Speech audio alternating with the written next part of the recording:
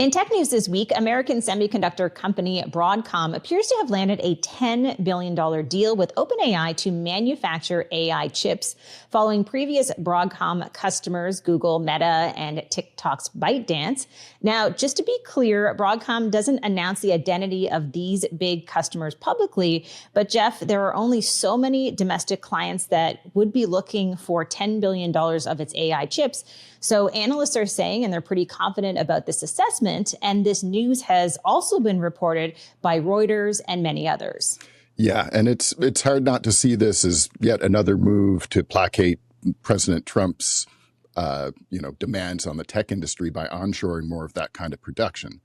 In fact, the unprecedented relationship between the president and tech companies continued last week with what Trump called a high IQ dinner. If anyone says high IQ to describe smart, they don't have high IQ. But anyway, he had a high IQ dinner with more than a dozen tech giants, notably lacking Elon Musk, who assured everyone that he was invited, but he just had other things he had to do. But during this dinner, in what I think might be a first, and I tried to find another example of this and could not, the president was thanked by Google's CEO, Sundar Pichai, for his administration's role in resolving the government's antitrust case against Google. Biden was the one that prosecuted that lawsuit. You know that, right? Look, it's a long process. I appreciate that your administration had a constructive dialogue, and we were able to get it to some of resolution. Which wrapped up recently with Google surprisingly avoiding any real substantial penalties. And Keldon Bester, who's the executive director of the Canadian Anti-Monopoly Project, had this to say about it, quote, Google dodged not only the worst punishment, but the second and third worst consequences. And the fact that the judge decided not to even ban the conduct that he saw as problematic in the illegal maintenance of a monopoly speaks to how empty this decision is. Yeah, I mean, it does feel a little bit like the Wild West these days. And I think it's fair to say that the president shouldn't be involved directly in anything like this. So it's really another example of how he is, in many ways, intimidating some of these big tech companies during his second term.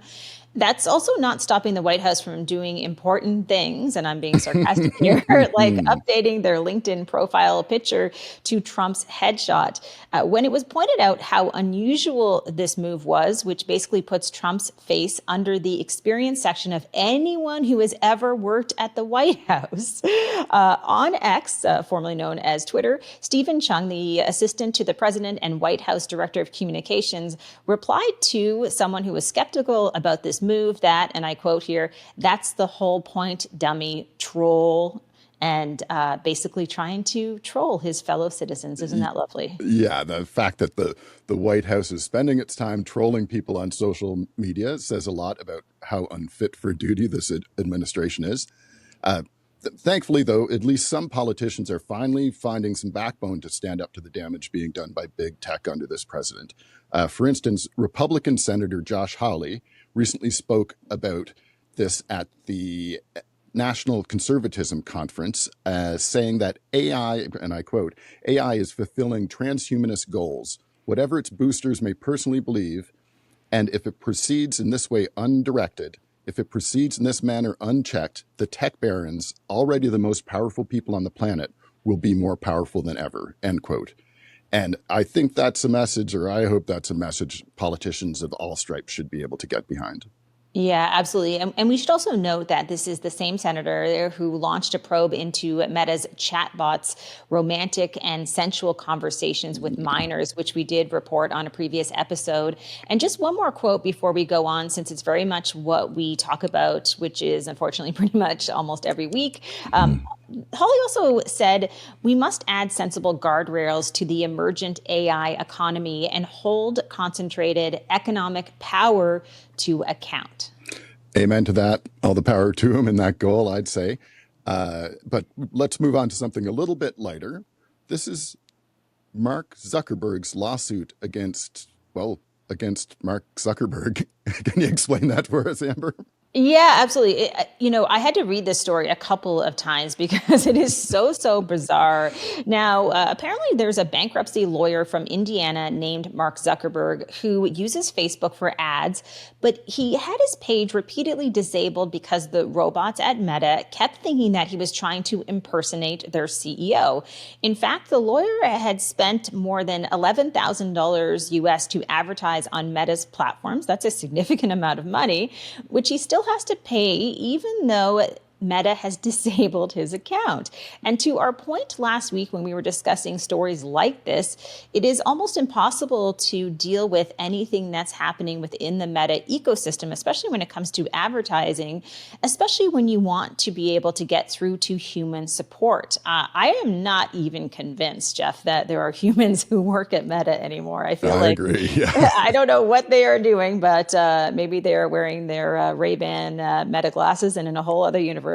Now, this lawyer has been fighting this issue since, and we are saying this correctly, so don't be shocked, since 2017. So 8 years now without a permanent resolution. Yeah, and again, not surprising, not remotely surprising to us, I don't think. And this is the same Meta who, as we cover stuff like this every week, this time, whose teen accounts on Instagram, which were launched in response to accusations that Meta designed its products to make children addicted to them. Its teen accounts on Instagram were recently found by the Tech Transparency Project to still allow children to find violent, inappropriate content, such as, and I'm quoting here, two dogs tearing at each other's heads and throats in a dimly lit space while people kick them to encourage them to fight.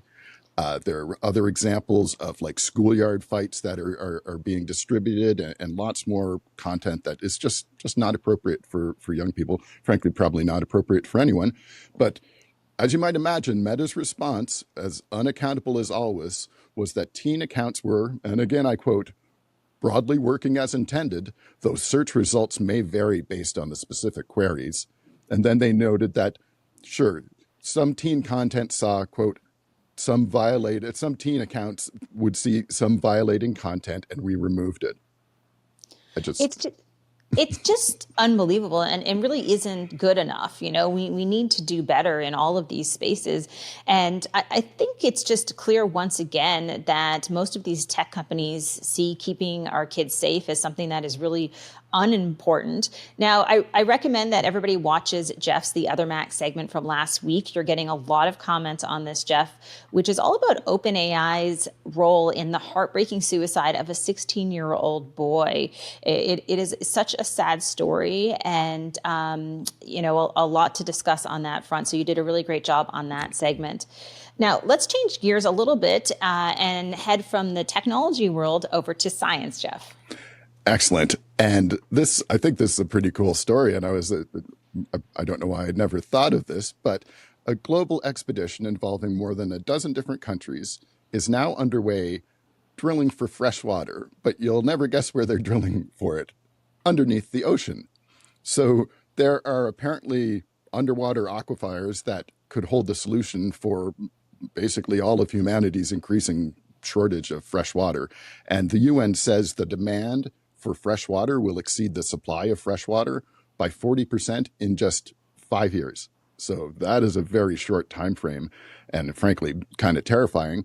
And we should note that part of this is because of the exploding resource needs of those data centers, which I talked about in The Other Mac, that bring us cloud computing and AI, and how hungry they are for energy, and that includes cooling and resources like water and all this. So they're gobbling up resources at an unprecedented rate, and that's how we get to timelines where we start to worry about water in the near future.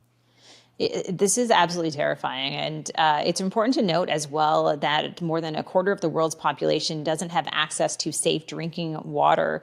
So it will be fascinating to see how this all progresses. And we should, just being Canadian, let's also put it out there, because this is such a cool fact. Canada has more lakes than every other country in the world combined. Canada has an unbelievable amount of lakes, and we hold 20% of the world's freshwater reserves and 7% of the world's renewable freshwater supply. So, and I've talked to people in the past that what Canada should have invested in were not pipelines for oil necessarily, but pipelines that could be repurposed to use water in the future, because we've got a lot of it, and that's going to be a commodity that is going to be in great demand in the future, as this story shows. Hopefully some alternate supplies there as well. But, ideally, I guess we have to just cross our fingers and hope we don't exhaust that entire supply fighting climate-induced forest fires. Yes, that is a very, very real situation that we have reported on this show. We had an expert talking about many of these wildfires and the increase in the number of wildfires. It feels like we have blinders on sometimes, Jeff, to what is actually happening in this country. And yeah, that was an intense interview, Amber. That was one of the ones that I watched afterwards and was like, wow, I think everyone should see this, because that guy's like, this made my hair go gray researching this. Yeah, I mean, and I mean, he was sincerely saying that. I kind of laughed when he said it. I felt a little badly afterwards because it was true that it happened, but I could totally understand. Now let's close off with a couple of entertainment stories. First up, I think a lot of people out there probably remember the video game The Sims.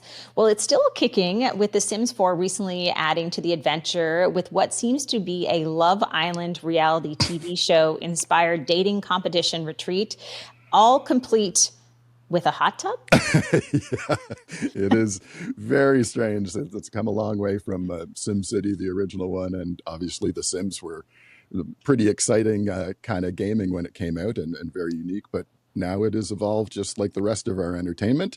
And I tend to agree with one of the greatest actors of our time. Gary Oldman's assessment was that, quote, reality TV to me is the museum of social decay. And couldn't agree more. I've thankfully been exposed to very little Love Island, but I can just imagine what that's going to mean. So I don't know why people have such a hard time living their own lives. But, the stuff like that makes me wonder, what's going to come next? Are we going to have an in-game OnlyFans subscription network pop up there? I don't know. Anyway, The Sims, I'm glad that they keep on going, but that's kind of a questionable evolution for them. But if you want to talk about content that we all should love, here's some good news. Following Trump's cuts to public media in the United States, Sesame Street has inked deals with most recently YouTube and previously Netflix to stream their fantastic children's content to more people than ever. So that's hopefully going to keep that beautiful dream alive a little bit longer, and maybe introduce them to audiences who would never have been exposed to them. Can you tell me how to get to Sesame Street? That is great news. You have to love Sesame Street. I think many of us who are our age, we all grew up on that. And if I can name drop a little bit, I do want to say that quite a few years ago, I had a chance with Chris, my partner, to meet Elmo. So that was a big highlight in our career so far. In fact, we had the documentary filmmaker behind being Elmo on the show a few weeks ago. So that was always a fun chat to speak with him about all things tech. Now, before we move on to the other Mac, just a quick Canadian entertainment public service announcement that the documentary John Candy, I Like Me, has premiered at the Toronto International Film Festival and will drop on Amazon Prime on October 10th. I can't wait. With Colin Hanks directing and Ryan Reynolds producing. I know a lot of people have seen this already because it just premiered at the film festival here in Toronto. You should really check out the trailer on YouTube. It's going to be a good one. I know you're excited. And a tearjerker. I couldn't make it through it. I couldn't make it through without tearing up a little bit, because John Candy's pretty much a saint relative to my perception of him. He was so gentlemanly and so Canadian. Nobody had bigger expectations for himself than John.